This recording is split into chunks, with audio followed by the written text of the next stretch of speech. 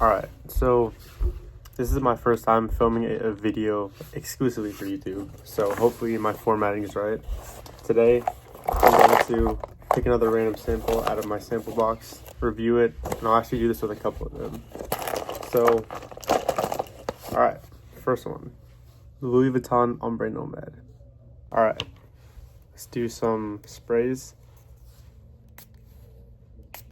Just gonna do two. I've heard that this is very strong, so we'll leave this over here for now.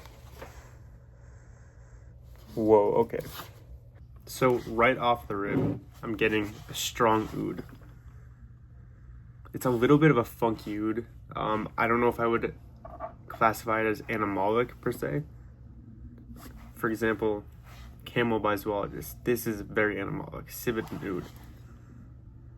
This oud is it's actually more of a Middle Eastern oud than I would have expected from something from Louis Vuitton.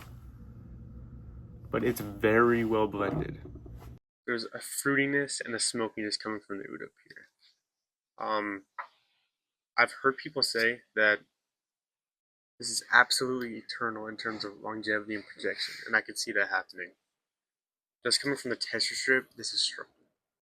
So I remember smelling this in the Louis Vuitton store, and I remember thinking a couple different things at first. So my first impressions from smelling it from the cap, I thought it was very synthetic and strong, and I love oud, don't get me wrong. I just thought it was way too strong. Right now, with two sprays on the tester strip, it's beautiful. So I think that as long as you, I guess, go between 2 to 4 sprays on skin, perfect. It shouldn't offend anyone as long as you spray it in the colder weather. So avoid spraying this in the summertime or the spring. But even on like cooler spring days, I think you could get away with this. So as a recap, sweet, smoky, fruity leather and oud is exactly what this is. In terms of an oud fragrance, it's not that complex just because I feel like oud itself is already pretty complex. But if you like oud, if you like fruitiness, if you like things like Tuscan leather, I don't think this smells like Tuscan leather, but it's a similar scent profile in a way where there's like a fruitiness coming from maybe raspberry, maybe strawberry, and then paired with the deep richness and smokiness of the oud. So as a final score, Louis Vuitton Ombre Nomad gets an 8.7 out of 10. Penhaligons Halfeti. As you can tell, this isn't a first impression. I've used some of this, but this is still a review. I haven't revisited this in a while.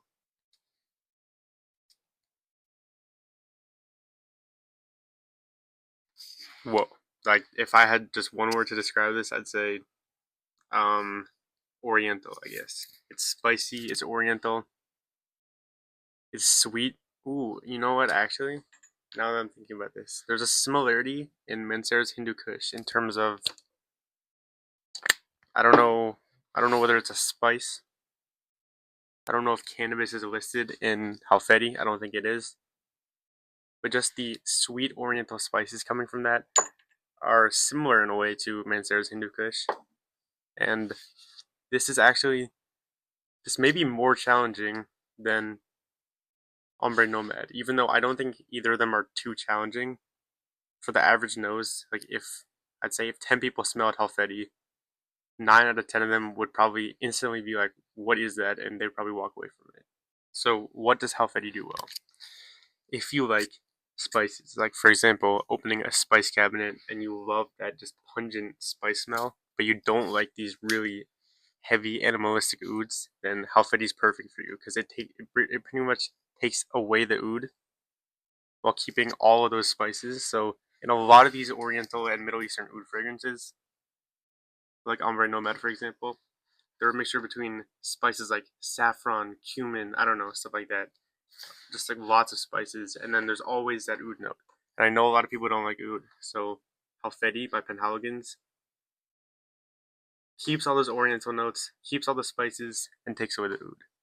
When I first smelled this, I actually really did not like it. Like, I really didn't like it, and I thought that the people hyping it up were either being paid or just insane. But after maybe my fourth time smelling it, I'm starting to really love this. And like, would I spend money on a whole bottle? Probably not. They're insanely expensive.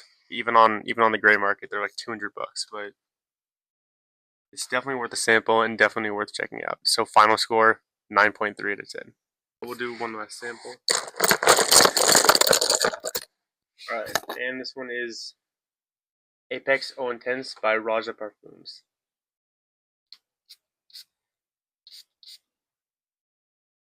Okay, I've never smelled this, so this is going to be a first impression and I guess a review. Okay, so right off the bat, I'm getting this tart citrus. A little bit of a bitterness. I think it may be coming from grapefruit. There's in Terre de Hermes Eau Givre, there's a similar tart and bitter grapefruit note. I mean, I don't know what the notes are in Apex Eau Intense or whatever this is, but there's definitely a tart and bitterness coming from some type of citrus here. Okay, so as I'm letting this sit down more, there's a really refreshing mintiness coming off of this. I don't know if it's like evergreen mint, I might have made that up, or if it's like peppermint, I don't know what it is. But this is such a refreshing citrus. So mint and citrus, maybe citron, grapefruit, orange, lemon, bergamot, and then some type of mint, and it's blended incredibly well. Like knowing Roja Parfums, Raja, however you say it. Realistically, there are probably like 300 notes in here because it's Raja. There are always a ton of notes.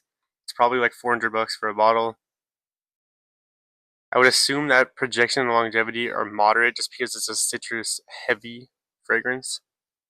I think that Raja as a brand does a very good job of making their citrus scents not boring for the most part. I am a citrus hater, not in the way that I think it smells bad. I just think 99% of citrus fragrances are the most boring, office-friendly, summer-friendly fragrances in the world. So that's why I typically go for more spicy, oriental, oud-heavy fragrances or smoky fragrances, even like coffee, just like anything sweeter. Um, but this does a really good job of mixing freshness and maybe there's like a splash of pink pepper or just some type of pepper. I think I'm smelling some resins in here. I don't know. It's not incredibly unique, but for a summer heavy scent, I think this is done very well.